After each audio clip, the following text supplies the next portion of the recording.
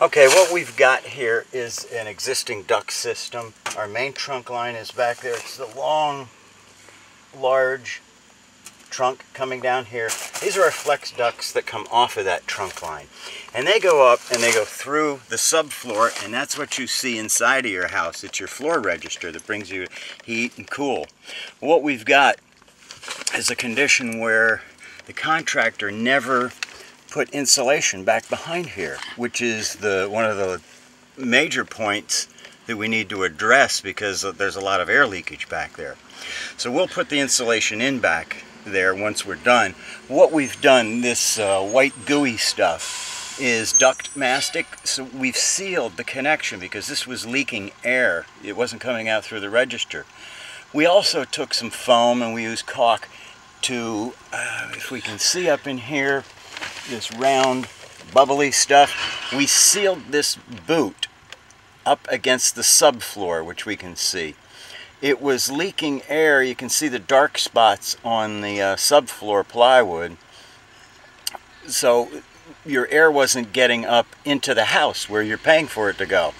So we had to pull some of this insulation out, caulk it against the floor, mastic the duct connection, the flex duct to the boot, and now we'll go ahead and fill the rest of this cavity with insulation, and the homeowner will get 100% of the air that they're paying for.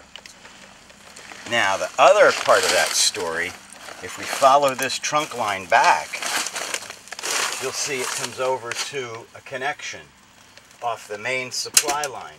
We had to pull the insulation back from those connections and put duct mastic around those also because they're leaky. And you can tell an air leak if you pull that insulation back and you see anything that's dark on the yellow insulation. That means air is moving. This little rascal that's in the way is the downdraft kitchen exhaust. When we uncovered it, pulled the insulation back from the subfloor, we found a ½ inch gap around the whole pipe. This homeowner used to have to throw towels over the downdraft up in their kitchen because so much air came in, because we've got a ½ inch gap around the whole pipe. Well, we just foamed that, so that's nice and tight. The contractor did put good UL 181 listed tape on all these joints, but it wasn't pushed down and sealed correctly. So we come back and we seal it, and then we're probably going to put some of that white mastic over top of this and lock it in so we don't have any leakage coming in through here.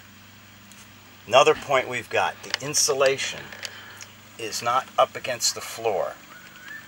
And what happens is that creates a small space between the top of this insulation and the bottom of our subfloor, and we get convective currents above that, so the insulation isn't doing its job.